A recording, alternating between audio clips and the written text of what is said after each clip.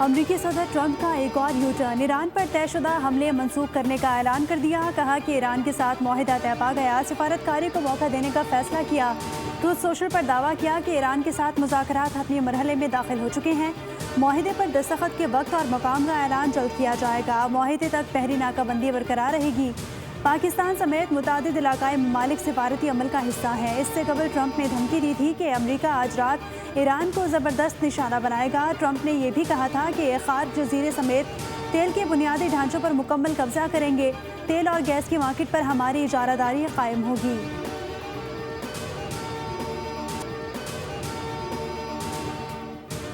ایرانی صدر Masoud Pezeshkian نے دو ٹوک الفاظ میں کہا ہے کہ ایران دھمکیوں پر سرنڈر نہیں کرے گا، کسی بھی ملک کو بمباری سے ہتھیار ڈالنے پر مجبور نہیں کیا جا سکتا۔ سمجھتے ہیں جنگ ملک کے مفاد میں نہیں، ایران کی خود مختاری کو چیلنج کیا تو ہتھیار نہیں ڈالیں گے۔ ایرانی نیشنل سیکیورٹی کے ترجمان ابراہیم رضائی نے کہا کہ عظیم ایرانی قوم کسی کے سامنے جھکنے والی نہیں، امریکہ کو اس جنگ میں ہتھیار ڈالنا ہوں گے۔ پاسداران انقلاب کے کمانڈر بریگیڈیئر جنرل مجید موسوی نے خبردار کیا کہ اگر اپنا ہرمز کو غیر محفوظ بنانے کی کوشش کی گئی تو ایران پورے خطے کو جہنم بنا سکتا ہے۔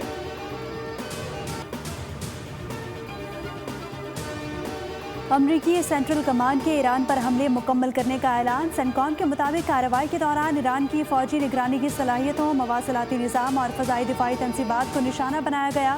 ان حملوں میں امریکی میرین کور، فضائیہ اور بحریہ نے مشترکہ طور پر حصہ لیا۔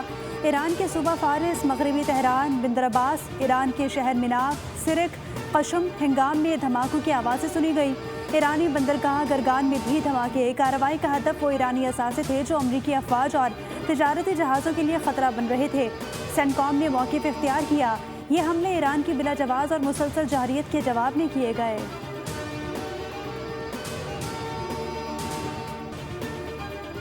امریکہ اور ایران کے درمیان کشیدگی، ایران کے لڑاکا طیاروں کی تہران پر پروازیں۔ امریکی حملوں اور فوجی جھڑپوں کے بعد ایران نے ابنا ہرمز سے تمام جہازوں کی آمد و رفت بند کر دی۔ ایرانی اعلیٰ مشترکہ فوجی کمان نے کہا ہے کہ ابنا ہرمز سے گزرنے کی کوشش کرنے والے کسی بھی جہاز کو نشانہ بنایا جائے گا۔ ایران نے امریکی حملے کے جواب میں بحرین میں 5ویں امریکی نیول بیس اور کویت میں امریکی اڈے سمیت 18 اہداف کو نشانہ بنایا۔ عراقی شہر اربیل پر بھی امریکی اڈے پر میزائل داغے۔ فیفا ورلڈ کپ کی افتتاحی تقریب، میکسیکو سٹی میں میوزک کا تڑکا جاری، عالمی شہرت یافتہ گلوکارہ شکیرا اور برنا بوائے سمیت متعدد فنکاروں کی پرفارمنس۔ پہلی بار 3 ممالک امریکہ، کینیڈا اور میکسیکو ایونٹ کی میزبانی کر رہے ہیں۔ دنیا فٹ بال پر حکمرانی کی جنگ چھڑ گئی، ایک ٹرافی کے 48 امیدوار، 16 شہروں میں 104 میچز کھیلے جائیں گے۔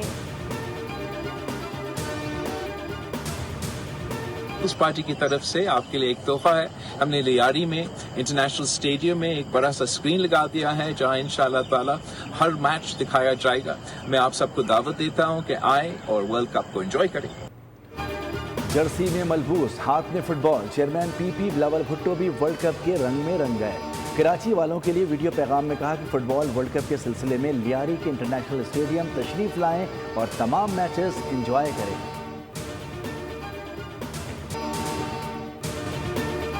وفاقی بجٹ 26-27 آج پیش کیا جائے گا، حجم 17,500 ارب روپے سے زائد ہوگا۔ آئندہ مالی سال کے لیے ٹیکس ریونیو کا ہدف 15,267 ارب روپے اور نان ٹیکس ریونیو کا ہدف 2,767 ارب روپے مقرر کیے جانے کا امکان۔ حکومت نے معاشی شرح نمو میں 4% اور مہنگائی کی شرح 8.2% تک محدود رکھنے کا ہدف رکھا ہے۔ قرضوں پر سود کی ادائیگی کے لیے 7,824 ارب روپے اور دفاعی اخراجات 3,000 ارب روپے رکھنے کی تجویز زیر غور ہے۔ تنخواہ دار طبقے کے لیے تقریباً 50 ارب روپے ٹیکس ریلیف پر غور۔ وزیر اعظم نے وفاقی کابینہ کا خصوصی اجلاس آج طلب کر لیا جو فائنانس بل کی منظوری دے گی۔ مالی سال 2026 میں جی ڈی پی گروتھ وہ بیرونی اور اندرونی چیلنجز کے باوجود 3.7% جی ڈی پی گروتھ حاصل کی۔ لارج اسکیل مینوفیکچرنگ نے 2026 میں 6.1% گروتھ ریکارڈ کی۔ ملکی تاریخی کا سب سے بڑا معاشی حجم پر پہنچ چکے ہیں جو 126.9 ٹریلین روپے یا 452.1 ارب ڈالر تک پہنچ گیا ہے۔ हुकूमत बहरानों से निमरदाज़मा होने में कामयाब रही। अंदरूनी और बैरूनी चैलेंजेस के बावजूद मुल्की मईशत ने बेहतर कारकर्दगी दिखाई। माशी तरक्की की शरह नमो 3.7% रही। वफाकी वज़ीर ख़जाना सेनेटर मोहम्मद औरंगज़ेब ने कौमी इक़्तिसादी सर्वे पेश कर दिया। वज़ीर ख़जाना ने कहा कि मशरिक़ वस्ता की सूरत हाल पैदा ना होती तो GDP ग्रोथ 4% से ऊपर जाती। पाकिस्तानी मईशत का हजम $452 अरब से ऊपर चला गया।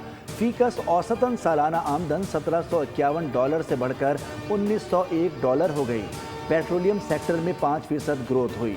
जुलाई ता मार्च करंट अकाउंट $72 मिलियन मुस्बत रहा।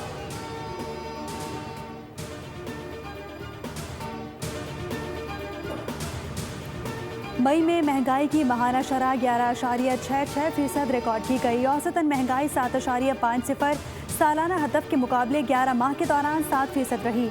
मुल्की मौशी शरह नमू 4.2 हदफ के बरक्स 3.7% तक महदूद रही।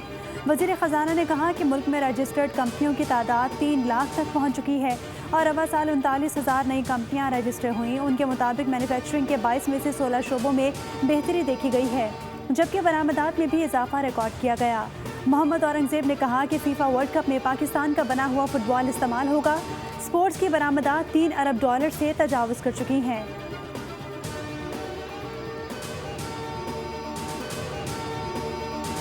जो GDP ग्रोथ टारगेट तो 4% की जगह 3.7% अचीव हुआ है। एक्सपोर्ट जो है वो वाकई कम हुआ है, लेकिन रेमिटेंसेस पे बढ़ी हैं। तो रेमिटेंसेस बढ़ी है तो इसकी वजह से अपना जो करंट अकाउंट है वो आई थिंक जो है वो मुनासिब तरीके से मैनेज हुआ। बजट में जो है ना वो मुल्क के अंदर इन्वेस्टमेंट को बढ़ाने के लिए, रोजगार के मौके पैदा करने के लिए, जो है एक्सपोर्ट बढ़ाने के लिए जो इक़दाम जो है वो होने चाहिए।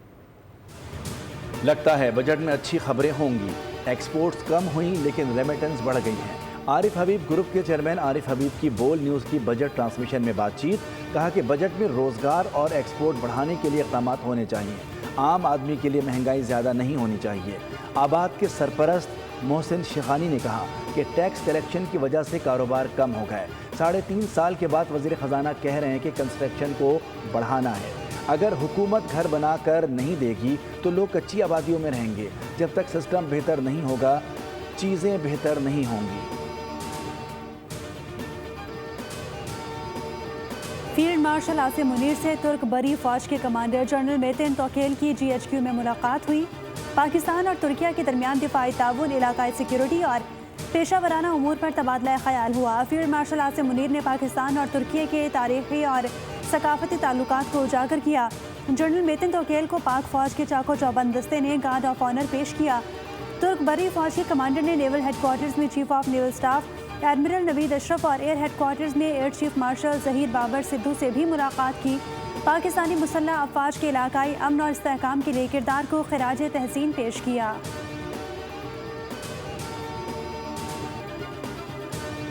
पाकिस्तान की तारीख के सुनहरी लम्हात, बहरी दिफा का नया बाब रकम। पाकिस्तान नेवी की पहली हंगोर क्लास आबदोज अपने वतन पहुंच गई।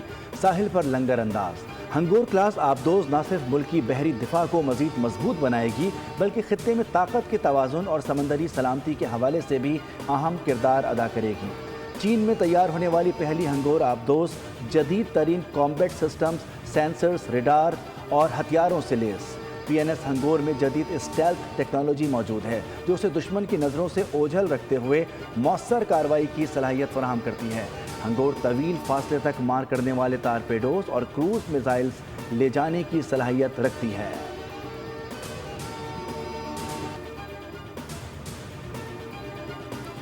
MQM का वफ्द आज सुबह वज़ीर आज़म शहबाज शरीफ से मुलाकात करेगा। वफ्द बजट के हवाले से अपने तजावीज़ के अलावा तहफ़्फ़ुज़ात से भी वज़ीर आज़म को आगाह करेगा। वफ्द में खालिद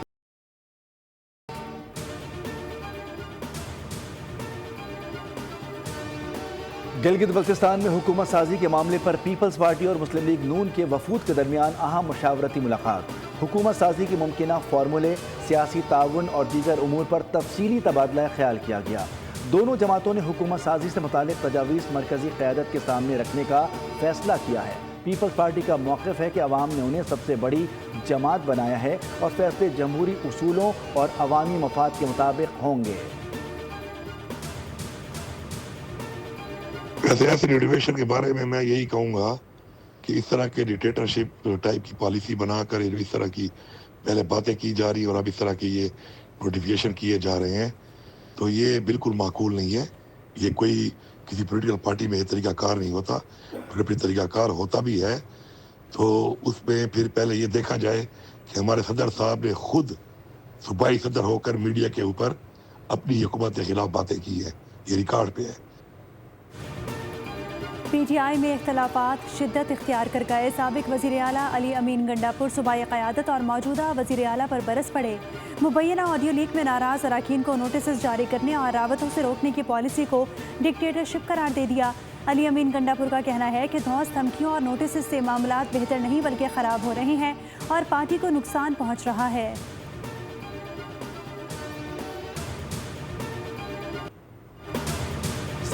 मरी एक्सप्रेस वे में जांबहक 10 खवातीन और बच्चों की नमाज जनाजा अलमदार चौक पर अदा कर दी गई।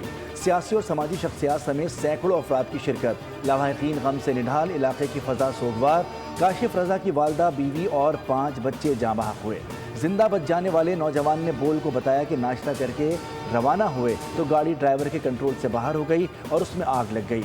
ड्राइवर फरार ना होता तो जानी नुकसान कम होता। और मुल्क के बेशतर मैदानी इलाके शदीद गर्मी की लपेट में। कराची में आज से गर्मी की शिद्दत में कमी आने का इम्कान। शाम के औकात में मुतला जुज़वी अबर आलूद रह सकता है। जुमेरात को शदीद गर्मी की लहर का इम्कान है। पारा 40 डिग्री सेंटीग्रेड रिकॉर्ड, शिद्दत 45 से 49 डिग्री महसूस की गई। नवाबशाह में सूरज आग बरसाने लगा। दर्जा हरारत 51 डिग्री तक पहुँच गया। लाहौर में शदीद गर्मी के बाद बारिश, मौसम खुशगवार हो गया। नेशनल डिजास्टर मैनेजमेंट अथॉरिटी ने 15 जून तक बालाई इलाकों में सैलाबी सूरत हाल का अलर्ट जारी कर दिया। गिलगित बल्तिस्तान, खैबर पख्तूनख्वा और आज़ाद कश्मीर में आंधी और गरज चमक के साथ बारिश मुतवक्के।